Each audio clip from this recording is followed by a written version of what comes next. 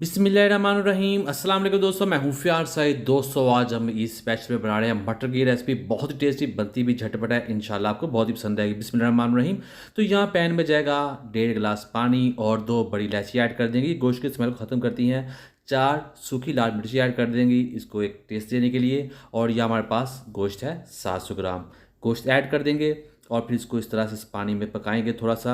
और जैसे ही इसमें थोड़ा सा पकना शुरू हो जाएगा तब हमने क्या करना है, हमने उसके ऊपर ढक्कन रख देना है तकरीबन 3 से 4 मिनट के लिए। तो इसके ऊपर ढक्कन रख देते हैं। बिस्मिल्लाहिर्रहमानिर्रहीम। तो यहाँ पर 3 से 4 मिनट गुजर चुकी हैं। तो ये देखिए इसके ऊपर बहुत सी झाग आ चुकी है। इस झाग को आपने उतार देना है। तो इसको उतार लीजिएगा बहुत ही आसानी के साथ। ये देखिए इस तरह उतार लेंगे।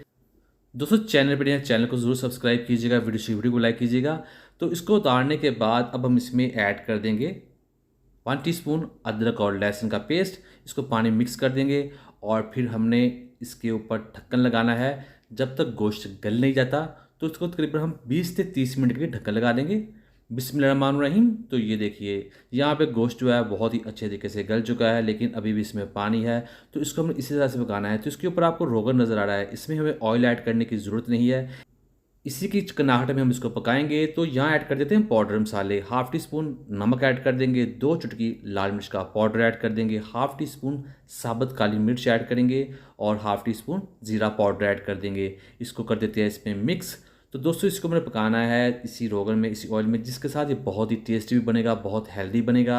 नमकीन गोश्त की तरह इसकी ये रेसिपी है, लेकिन उससे कहीं ज़्यादा टेस्टी बनती है। तो इसको हमने पकाना है जब तक ये इसका जो पानी है वो ड्राई नहीं हो जाता और नीचे आपको इस तरह से रोगन इसका जो चिकनाहट नज़र आनी शुरू हो जाती।